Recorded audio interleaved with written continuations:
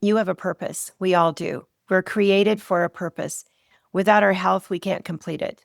Because when you're sick, you are not going to be able to complete your purpose. And you need your good health to complete that. So you'll never know how good you can feel until you give this a try. Welcome back to the Sunshine Café. We are pouring positive back into the world and elevating how you lead life with faith-aligned conversations. So let's dive in. Hello and welcome back to the Sunshine Café. I'm Lisa Roers, your host, and I have a sweet friend of mine back today again on the Sunshine Café. She's been with us before, and I'm so excited to have back Cherie Calbom, the juice lady.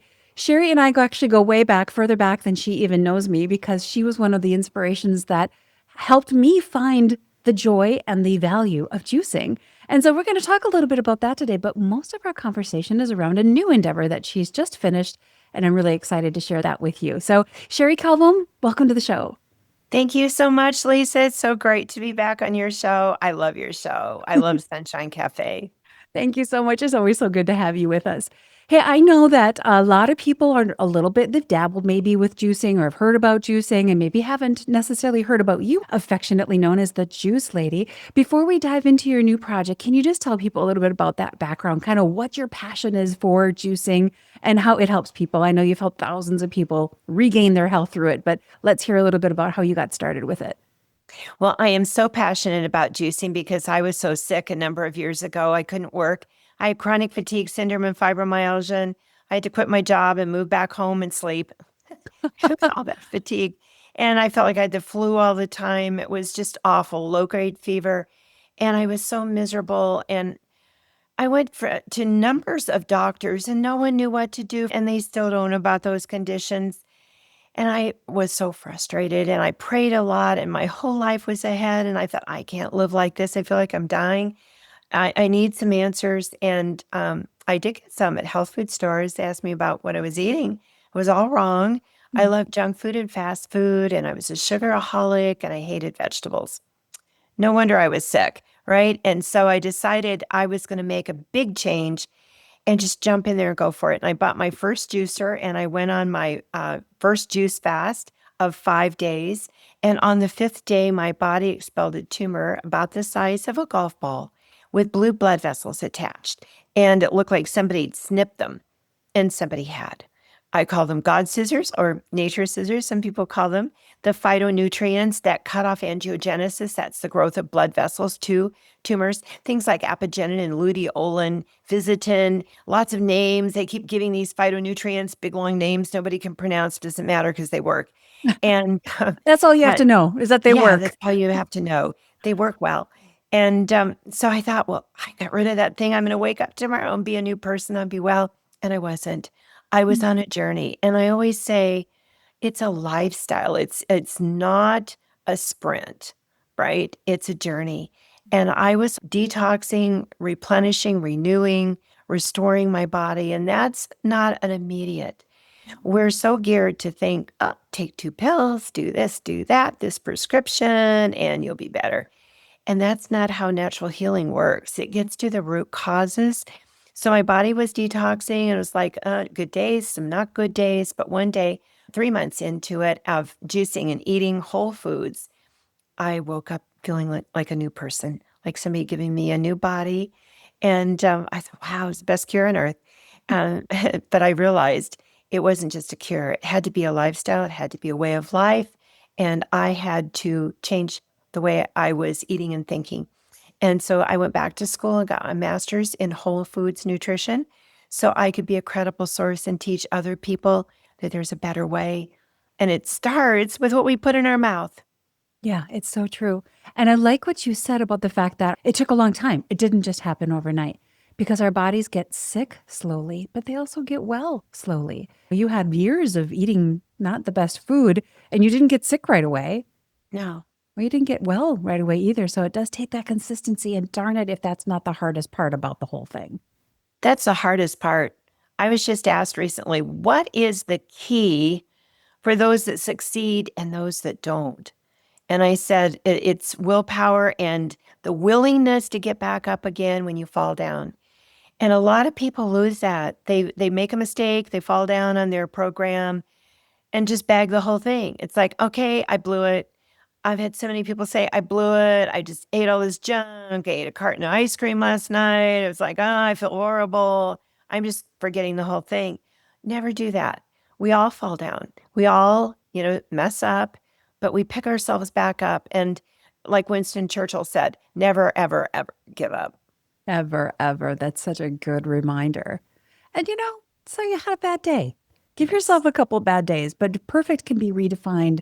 And I am like that. I'm an all or nothing. So I either need to redefine perfect and tell myself, okay, I can have 1 day a week or 2 days a week where I mess up, and that's still perfect. I can get back on and keep going and do well. You absolutely can. I've worked with numerous people who said, here's what I can live with. I'll be as perfect as I can be Monday through Friday, and I want the weekend off. Okay. We all have our threshold of what we can get away with. I can't get away with that at all, but it's okay because I'd rather be healthy. But we find what works for us.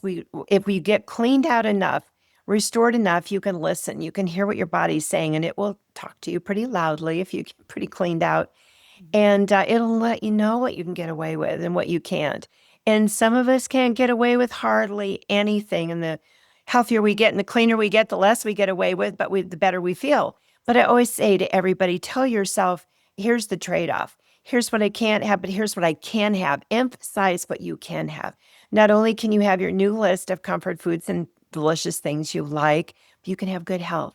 And that's what's so important. Exactly. And when you start thinking about how you're going to feel and where you're going to be, and you imagine that exactly where you're going to be in a year or 6 months or whatever it takes, 2 years, 3 years, whatever it may be, you picture yourself as a grandparent with those grandbabies on your knee because you're healthy and you're strong and you can handle it. We tend to be such short-term thinkers, but when you start really thinking about the long-term success of eating well, that kind of gives you a little more motivation as well. So, yeah.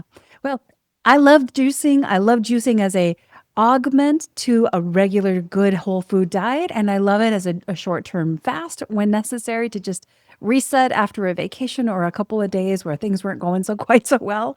So thank you for being such a great inspiration on the whole juicing front. That's amazing. Oh, we want to get everybody juicing. If everybody juiced, they would feel so much better.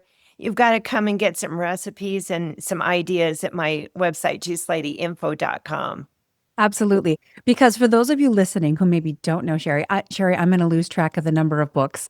But this young lady that's with me today is like, what have you written? 35 books? Is that right? The seed oil book is number 36. 36. So I was right. 35 already. And Truth You're About right. Seed Oils is number 36. That's a great segue. Let's jump into this new project you just finished not too long ago called The Truth About Seed Oils. Now, why is this so exciting and passionate for you? This is a hot topic of conversation, first of all. There's a lot of questions and a lot of confusion. So I really wanted to bring the science forward and then give a lot of practical tips on which oils to choose, which not, which to cook with, some recipes. Like we have over 50 recipes in our book, and a shopping guide. People are always asking questions about shopping, like what do I look for? What's on the label? Which oils are good, which oils are bad, the smoke point. I've got it all in there. So we're going to dive into all of that and let you know. But I really want to set the record straight because we have been misinformed for decades. And I had an era where I told people canola oil is good because everybody was saying it's heart healthy. And then it was grapeseed oil. Everybody was cooking with grapeseed oil. Those are two on the avoid list. So here are the others: soy, corn, safflower, sunflower, rapeseed is canola, rice bran oil, cottonseed oil, and peanut oil. Those are your avoid oils. Those are the seed oils. They're toxic. They harm your cells. They harm your body. They create inflammation. Inflammation is at the root of every disease. We want to get them out of our body because here's a little tip. There's two sides. There's the side that's saying right now very loudly, oh, these oils are good for you. They're rich in linoleic acid. We need linoleic acid. That's an omega-6. It's true, but we're getting too much of them. And they don't harm you. And the chemicals they pour in, they're all evaporate.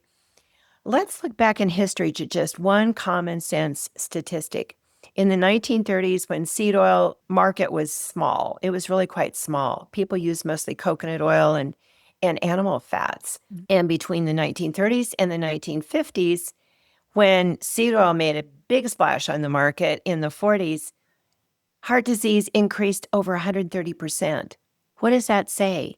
I mean, how are you going to argue with that? Well, they say, oh, well, people developed a more sedentary life. That is not it.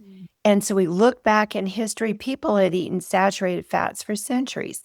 Dairy, cheese, the butter, the whole milk. They used tallow and they used lard and they ate red meat, and people didn't have all these problems that we have now. So we Right. have to look at ancestral diet, and we have to look at statistics and what happened on the market at what eras. Exactly. Right. And I think, people are like, well, if it was bad for you, they wouldn't tell you that it was okay for you. Well, unfortunately, the almighty dollar pushes the narrative. It does. I had a professor who always said, follow the money. Well, so here's another statistic for you. It's estimated that the seed oil industry will be a $600 billion industry by 2031. Wow. That's a lot of money. That is a big turf to protect. So if you've got a big, strong turf like that to protect, what are you going to say? And you're going to demean the voices like me. You're going to say there's no truth there. And they point to studies where LDL did lower with seed oils. But what was the outcome? Other studies show that they didn't live as long as the other group. But probably almost everybody is eating seed oils now because it's so hard to avoid them.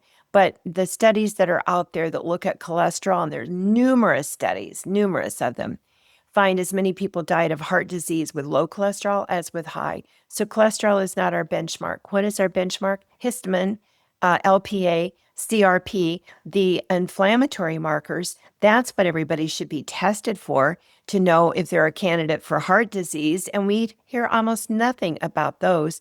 But that is what we want to look at, is inflammation, and how do we bring that down in our bodies? Exactly. Science is really important, absolutely important. The data is really important. One of the things that keeps coming up in my studies and in the amazing people that I interview on this show is science changes. And we have to be willing to accept that science changes.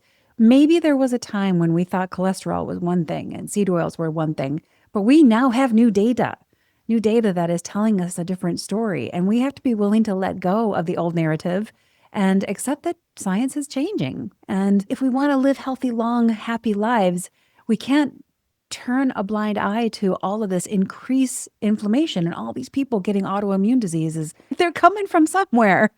Something is causing this. Well, the cardiologists that are holistic have done autopsies on people that have died of heart attack, cardiovascular disease, and found that in their arteries, yeah, there's plaque, but what's underneath it? That was the most important thing that should have been checked and talked about and wasn't. It's irritation, inflammation. Arteries, one doctor said, looked like somebody had scrubbed them with a bristle brush. They were all red and irritated. Well, what's going to form over irritations? A scab. Inside in the artery, plaque.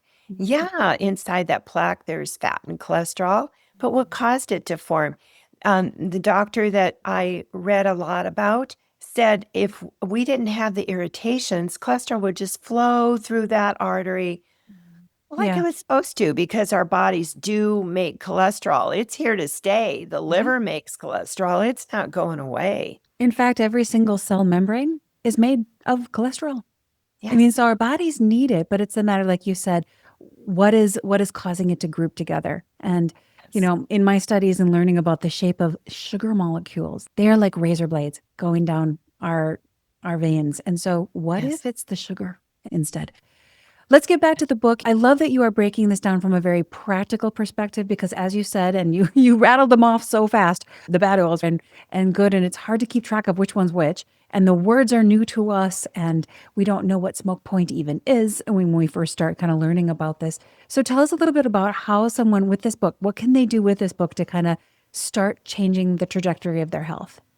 It's going to help you replace the toxic, faulty oils with the good ones. So here's your list of the good ones, because you need to know what you can have. Avocado oil, olive oil, coconut oil, ghee, which some people call oil of butter, and sesame seed oil. They still don't wreck that, probably because we use it in small amounts, more for specialty dishes. But those are your good oils. Your good fats would be butter, lard, and tallow. Some people don't want any lard because it's from the pig or hog family, but you've got plenty of good plant-based oils that are wonderful for you. We've got smoke point in the book, so it'll tell you which oils to choose for higher heat cooking, like avocado oil, or if you're using an animal fat, beef tallow is very durable and has a high smoke point as well. You're going to get recipes, like over 50 recipes with lots of great fats and oils, and teaching you how to incorporate those into your diet. Lots of people just haven't cooked much, and so they don't know what to do. But learning to cook, learning to assemble food is so good for your health because you can make sure you're choosing the best oils, you're choosing organic products, and you're not getting that sugar. I so agree that when seed oils came on the market, so did sugar big time. And it was those two together that I think were double whammies for the arteries, along with smoking became really big back then as well. I want to tell you a great story of a lady who changed her whole diet and her whole life. She came to our retreat with cardiovascular disease, and it was pretty serious. Mm, This was like about 13 years ago. okay. And her doctor was very concerned about her, and she came to our retreat in hopes of turning it around. So in 5 days, no seed oils, of course, lots of juices, raw foods only, all organic. She felt better, went back home, went back to her doctor for a test, and he said, "What have you been doing? You are suddenly my model patient." After just a I week? A week, 5 days. She stuck with the program, and do you know, I heard from her recently. She is 83 years old. She is a doll. She is so cute. Her heart disease never came back Oh, because she changed everything in her diet. oh my goodness, that's a great story. And how many other things are stemming from the issues with inflammation? Like you had said earlier, all these chronic diseases, their root cause is in inflammation. And so we have to get that under control. The couple things that you had mentioned, one thing about olive oil is a good oil. And when we first start cooking, we don't realize that some oils can be cooked with and some oils shouldn't be. Like olive oil is great for low temperature cooking, but it's much better, I mean, from a nutrient perspective, to drizzle it over your salads and to use it without cooking.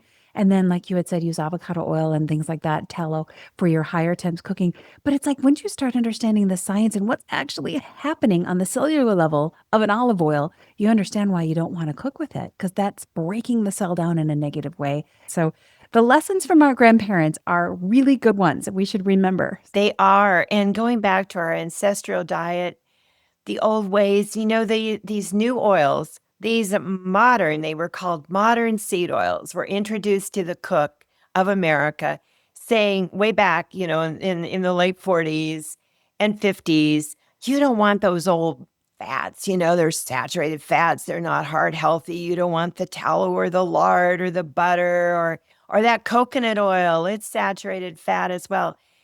Cook with the new modern oils. They are shelf stable. You don't have to refrigerate them. You don't have to do anything. And they don't have a taste. They just go in all your recipes easily. Oh my goodness. And heart healthy. So I say, okay, how did that work out for us? Right. As a nation, heart disease is still number one. We've had decades of these quote unquote heart healthy oils. Did it change anything? No. We're still in the same toxic, sick boat we were in when it all started back in the 50s. Yeah. If not worse, right? If not Worse. worse, right? It's worse. Yeah. I know my grandmother, actually, God bless her, she was everything to me, but she was the head cook of the whole area of schools. She was the head cook. Wow. And that woman lived off of Crisco. Crisco was her favorite go-to thing. Yeah.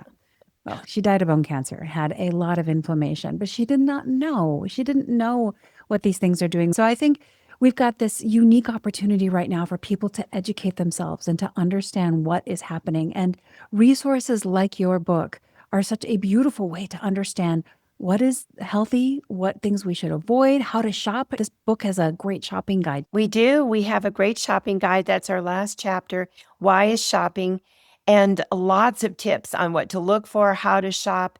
And on my website landing page, The Truth About Seed Oils, you can get a free trial app for Seed Oil Scout, which will give you a little scanner. And you can turn that right on to the barcode on any product. It'll tell you if there's seed oils in there. It'll tell you if there's other nasty stuff. And then they also have a little part of that app, a map in your area, and it'll show you which restaurants are seed oil free. I love that. Actually, my husband and I found our favorite local restaurant now.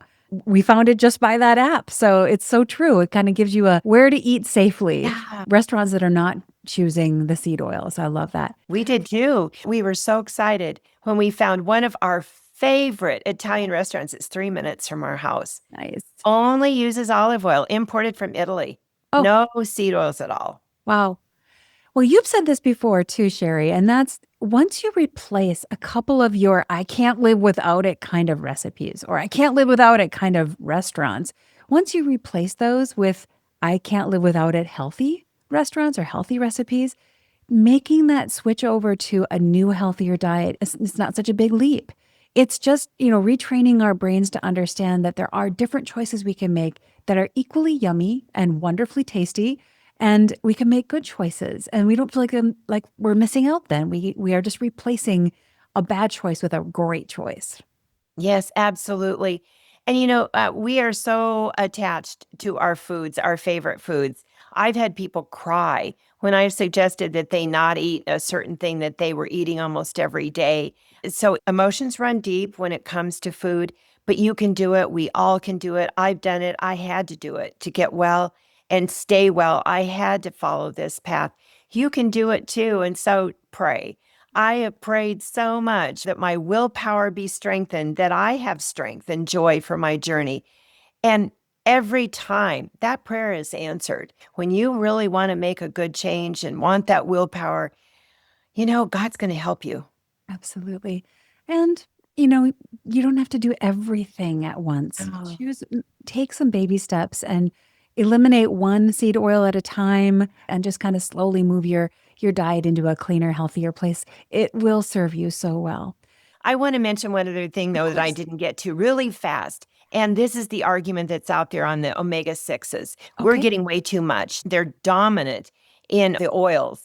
And we're getting way, way too much in our diet. And that is creating inflammation too. So even though you'll hear the argument on the other side, oh, we need omega-6 fats and these oils give you that and that's why they're good. No, we're getting way too much. And we're at about a 20-to-1 ratio for most people of omega-6s to omega-3s. And we need to be more like a 4-to-1 ratio.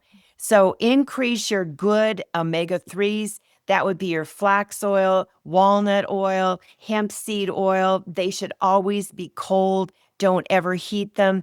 Drizzle them, put them in your smoothie or whatever. Take a teaspoon or something each day, but they're great to help you increase your omega-3s and then at the same time work on decreasing your omega-6s. Yeah, that's so wise, Cherie.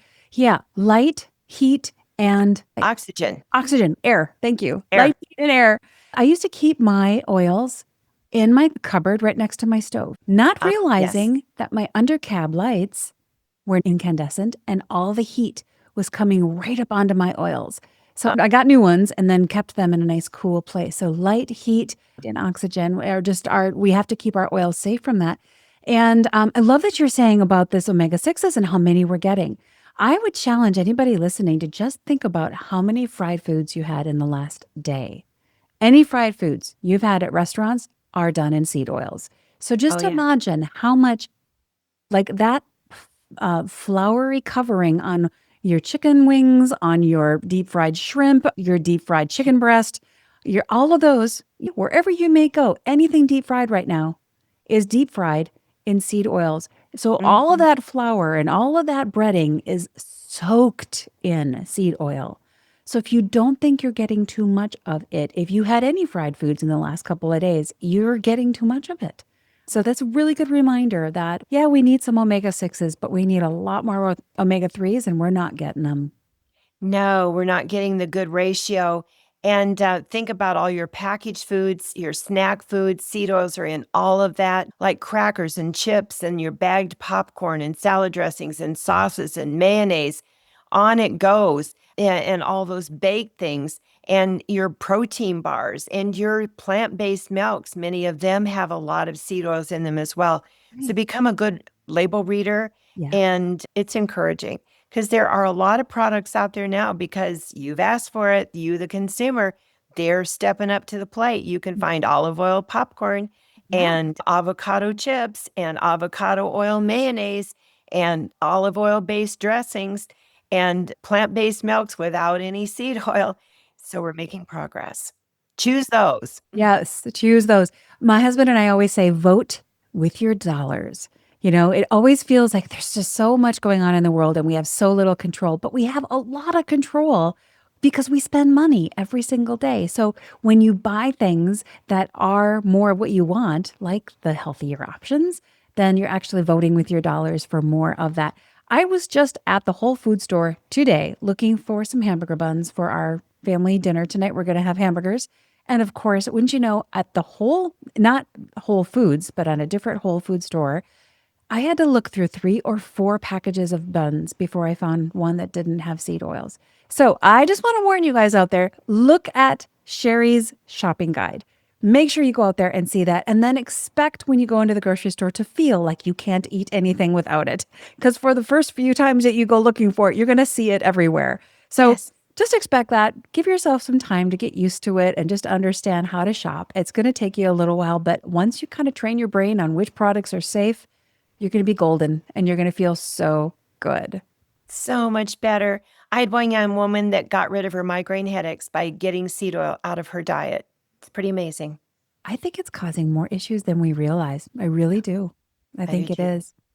Cherie, I always like to give my guests one final chance to give an encouragement or one final thing that God's put on your heart that you'd like people to know. Do you have anything that you'd like to share? Yes, you have a purpose. We all do. We're created for a purpose. Without our health, we can't complete it because there's just no way. When you're sick, when you feel like you're sidelined because of your health, you are not going to be able to complete your purpose. That's why we need our good health, because we want to finish well. We want to do what we're called to do. And you need your good health to complete that. So you'll never know how good you can feel, I always say, until you give this a try. The whole foods diet. So true. So true.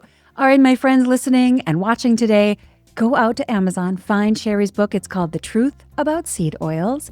And you will find yourself with a resource that you can take with you to the grocery store that you can start using in your kitchen, in your pantry, and it will be a wonderful first step for moving toward better health. Cherie, thank you so much for being with us today. Thank you. Follow me on Instagram as well for lots of recipes and tips at Juice Lady Cherie, Cherie. Yes, and do follow her. Go out there and follow Cherie because she is going to give you so many tips and ideas. And my friends, you are never too far gone. You are never too sick. You are never too old or too young or too stuck in your ways to start something new. You just need the information to know what path to take and how to get there. And Cherie's got all the resources you need to help yourself get on the path. So today I have 7 amazing takeaways to help you in your journey to get on the right path. Number 1, health is a journey, not a quick fix. We were reminded in this episode that chronic sickness comes on slowly, and also our bodies heal slowly. So it's more important that we are consistent than that we are perfect. We have to keep giving ourselves good things, even if we fall off the path. Get back on the path. Little by little, consistency is going to pay off. Number 2, seed oils are really worth paying attention to. Here are Cherie's list of seed oils to avoid. Canola oil, which is also called rapeseed oil, then grapeseed oil with a G, soybean oil, corn flour, safflower oil, sunflower oil, rice bran oil, cottonseed oil, and peanut oil. Third takeaway, instead of those inflammation-generating oils I just listed off, use Cherie's preferred options, which are avocado oil, olive oil, coconut oil, ghee, which is also called butter oil, sesame oil, butter, tallow, and lard. Now remember, for higher heat cooking, Cherie especially mentions that avocado oil and beef tallow are really good for that. And remember to store your oils in tightly sealed containers in a cool, dark place because heat, light, and air are going to cause those oils to go rancid. So the less heat, light, and air they have, the longer they will last. Number 4, read your labels carefully, my friends. Seed oils often sneak into our foods in unexpected places. Packaged foods, chips, crackers, popcorn, salad dressings, sauces, mayonnaise, baked goods, protein bars, even plant-based milks have seed oils. And of course, restaurant fried foods are going to be the big offenders. So read your labels and be better informed to make good choices for your body. And then remember, number 5, balance matters. Cherie explains that yes, we humans, we do need omega-6 fats, but really the problem is that we are getting way too many of them. Balance is critical. We're getting too many omega-6s and not enough omega-3s. And I know there's a lot of new terms here, so I have a quick way to remember which ones are the good ones and which ones are the less than good ones. So remember, for omega-3s, 3 cheers for omega-3s. Hip, hip, hooray, right? So you can have a lot of omega-3s and you will probably not overdo it on omega-3s. And you will get enough omega-6s. You do not need to try, but you can remember that too much of omega-6 will make you sick. So to get enough omega-3s, Cherie recommends adding cold oils to your cold foods, like some flax oil, walnut oil, and hemp seed oil. You can drizzle those over your salads or put them in your cold smoothies, maybe even mix a little bit into your cottage cheese. Just do not heat them, because the heat actually destroys the important nutrients that your body needs. Okay, number 6, start simple to avoid getting overwhelmed. It's really easy to get overwhelmed when you're trying to learn new things, no matter what new things you're learning, whether it's a technology, a sporting game, or how to eat right. But remember that you don't have to make every single change overnight. Your body gets sick and, well, slowly. So just begin. Start by eliminating some of the things that you know are bad and replacing maybe 1 seed oil per week. You could even make it a goal to find 1 new recipe per week, or maybe every 2 weeks, and make it your goal to find 1 healthy restaurant that you can go to when you need to just get out of the house and go enjoy a dinner out where you're not cooking. You can find those great restaurants via that app that Cherie mentioned to us called Seed Oil Scout. I'll put a link here in the show notes so you can find that. But it is a great reference point to learn more about the foods at the restaurants you're eating at, and to try to find new restaurants that are serving great and healthy food. And finally, number 7, you, my friends, have a purpose, and you cannot do what God created you to do if you're distracted and overcome and overwhelmed with bad health. Cherie reminds us that taking care of our health helps us live and live well and complete our purpose so we can fully embrace and complete what it is that God called us to do. You, my friend, are capable. You're so very capable, and probably capable of so much more than you even think you are. It's time to start making healthy choices so that you can be and do and impact others and live the life that God intended for you. Hey friends, thank you for stopping by the Sunshine Café today. If this episode resonated with you, would you please consider sharing it with someone else you know who would appreciate learning more about seed oils and how to live a healthier, happier life? And I'm including in the show notes here a free guide for you also about the 5 types of fasting. Since Cherie talked about juice fasting, I want to just give you a resource that you can learn a little bit more about the 5 kinds of fasting. So look for that wherever you're watching or listening to me now in the show notes. I would love for you to have that. All right, until next week, my friends, stay positive and keep pouring sunshine into those around you. And I'll see you right back here next week at the Sunshine Café.